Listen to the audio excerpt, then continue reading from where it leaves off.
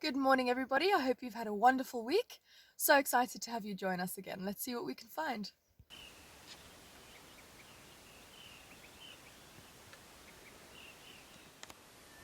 You got this gorgeous spotted hyena.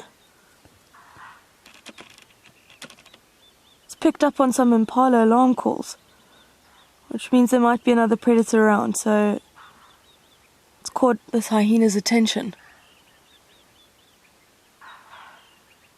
Yeah, there's definitely something going on.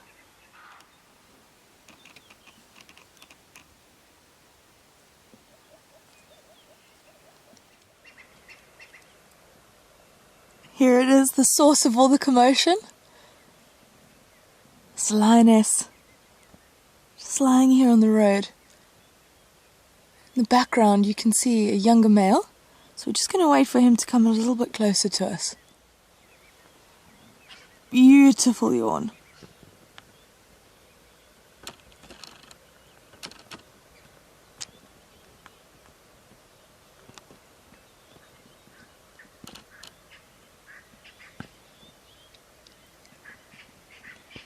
There he is. It's a really nice thing about winter here is generally the big cats are more active for longer. Got big fur coats, so the heat usually makes them a little bit tired, which is why it's so exciting to find them on these cooler mornings.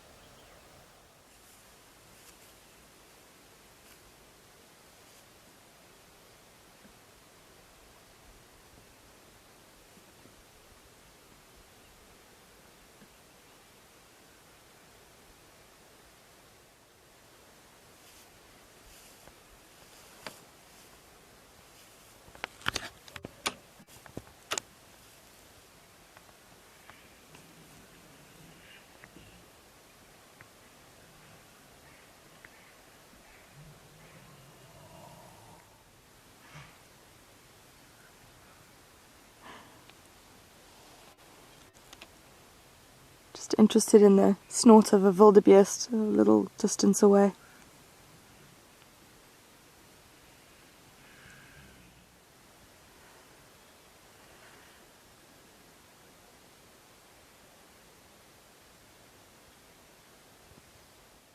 So if you look carefully at their tummy, we've just noticed they all look quite full. It's very obvious with lions when they've eaten something because their stomach actually stretches. And so often, after a large meal, they will go lie down to digest. They're not very active, which might be one of the reasons why they've gone to sleep now. So we're going to leave these three be in each other's company. See if we follow up on them later, if there's any change. It may not seem it at first, but it's a real privilege to see these birds. These are two hooded vultures. The reason for that is they're a critically endangered species. So unfortunately, most of our vultures in Africa are either endangered or critically endangered, and that is a devastating fact for our ecosystem. So in this area, most of the vultures will scavenge, which means they will eat dead animals, feed off of carcasses. And that is so important for the hygiene of this ecosystem. And that's why it's so scary that vultures are actually quite quickly going extinct. Because if they disappear, there's nobody protecting this environment from rot and decay. They are literally what stands between Eden and disease spread. So sometimes when you find lots of vultures in trees, there might be a kill underneath. But it also might just be them roosting. So what these two are doing is they're waiting for the air to heat up so they can jump on air thermals and start their day searching for food. So vultures will use air thermals to reach incredible heights, and that's because they're quite heavy, and so flapping a lot takes a lot of energy.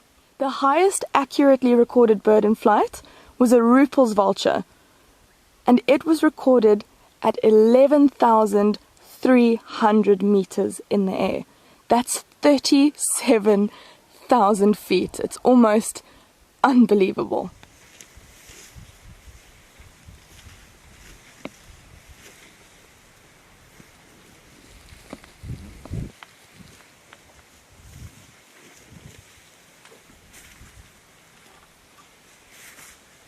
We went past where we found the lions earlier.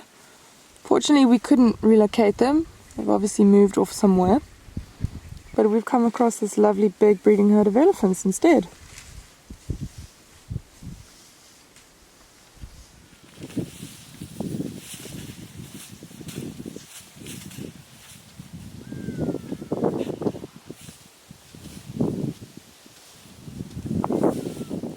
So you can see how that elephant's shaking off the grass before it puts it in its mouth. They eat so many things, but still quite fussy about having soil on their grass. So they'll often shake it out like that to get rid of any impurities before eating it.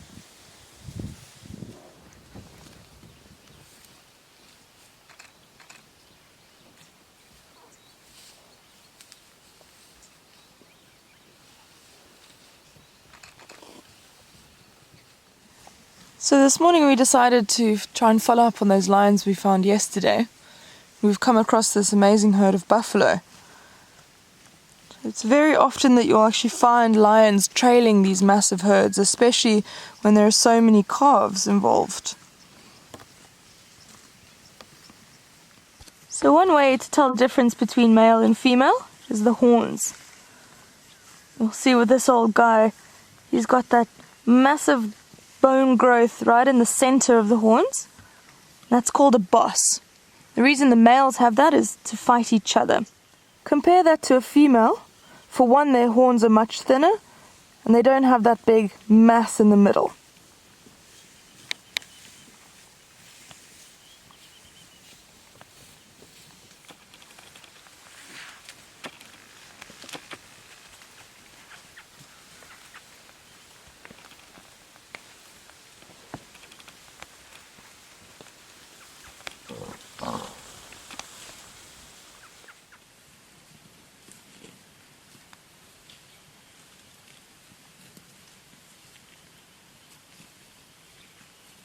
We have finally found these lions again. It's the same three we found at the beginning of the week. In the distance there you can see some impala and warthogs. So this lion stopped. He's quite interested. But you can see from the posture of the impala that it has picked up on something. It's probably seen one of the other two lions. So you can hear the impala alarm calling there. So it definitely has picked up on one of the other lions. So their chances of now being successful is far lower. So lions are expert at silent communication. They have to be if they're hunting. All the head rubbing that we saw earlier in the week, it cements their relationship and their understanding of each other. So it actually doesn't look like the impala has seen this lion. It's one way that they hunt is you'll often get a few chasing the animal into an awaiting individual. So the other two lions might actually try and chase this impala this way. So the impala actually outwitted all three of them, and they've given up. They know that they've been spotted. There's no chance that they're going to catch this impala.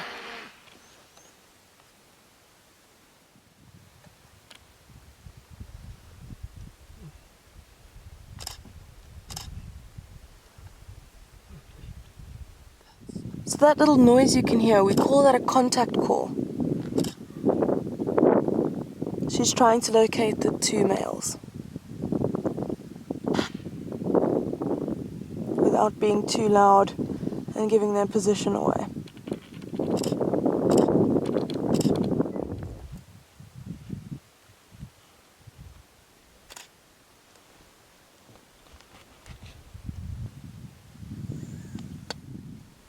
And guys, she's found the one male.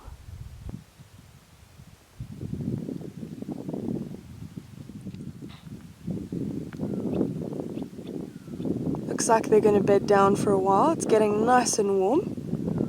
What an incredible end to the week. Thank you so much for joining us. And as I've just said goodbye to you, we were joined by two lovely spotted hyenas.